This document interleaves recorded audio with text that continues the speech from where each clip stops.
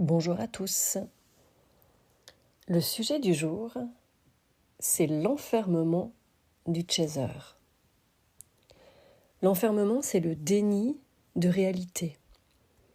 L'amour est là, certes, le lien aussi, ça c'est indéniable. Mais ce qui bloque là, c'est le vivre pour soi. Un véritable don de soi, abandon de soi en réalité pour cette histoire-là. Il est dit souvent, l'autre n'avance pas.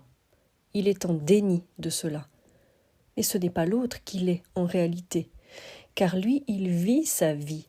Il est peut-être en rejet de l'amour, du lien, mais en aucun cas de sa vie. Deux réalités de vie, deux visions différentes, les deux faces d'une même pièce. Un regard sur la vie pour le runner et un regard sur l'amour pour le chaser. Qui est juste, qui est faux? Aucun des deux en réalité. C'est une question de priorité, encore une fois. Le chaser, en favorisant cet amour, il délaisse sa vie totalement. Ça démontre que l'amour est donné à l'extérieur de soi encore, pour quelqu'un d'autre, en s'oubliant, en se sacrifiant, en se soumettant. C'est cela la souffrance, car l'amour dirigé vers l'autre n'est pas donné pour soi-même, entièrement, créant ainsi un vide intérieur qui demande à être comblé.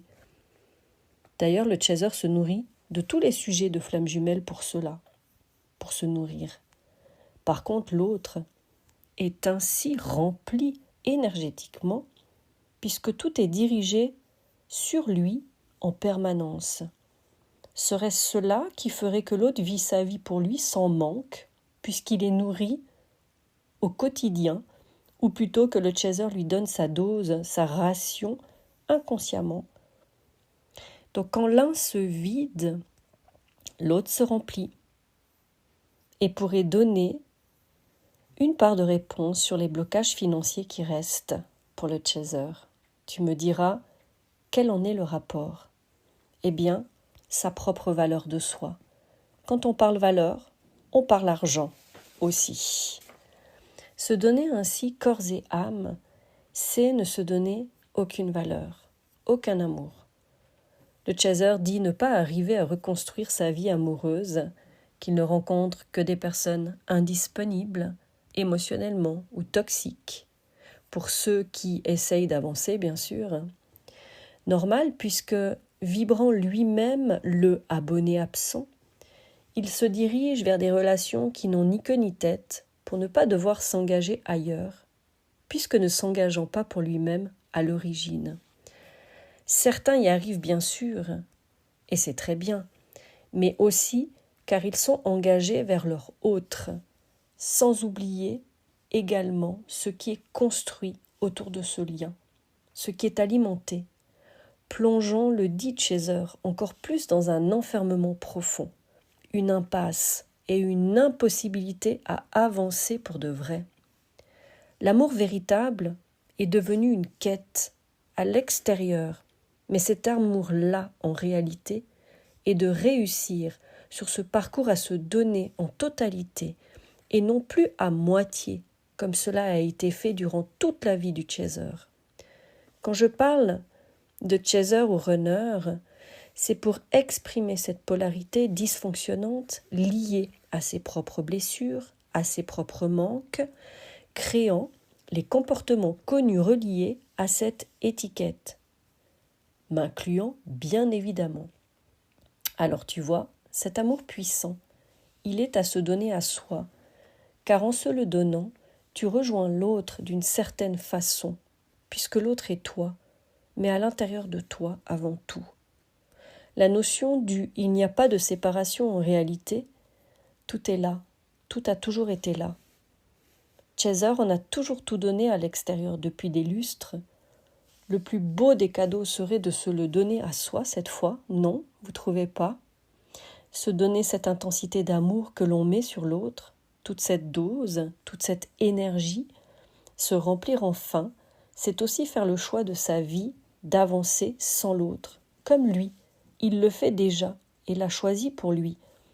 lever cet enfermement, cette cage mise autour de nous, coincée dans cet amour inexplicable, jamais ressenti, certes, et évident en même temps. C'est cette intensité, cette quantité jamais donnée pour nous aussi.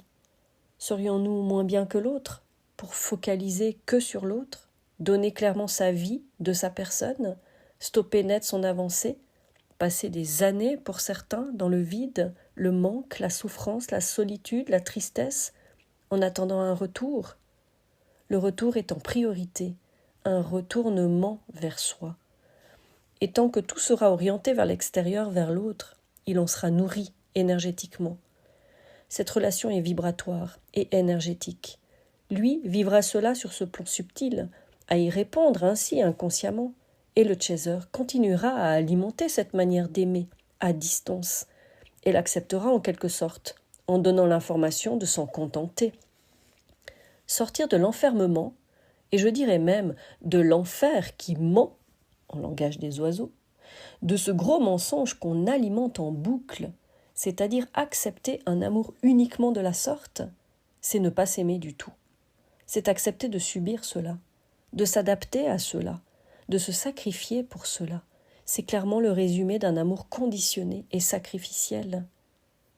Ce lien n'est-il pas appelé amour absolu, amour inconditionnel, amour divin, amour véritable ? Se choisir, c'est se vouer un magnifique amour, à la hauteur de ce lien sacré, et c'est créer la vie qui nous va à nous, avec ou sans lui. Si l'autre a choisi pour lui une vie qui le comble, qu'il la vive pleinement, comme on est censé le faire pour nous-mêmes. Tant qu'on choisit cette attente, on reste figé dans un non-amour de nous-mêmes.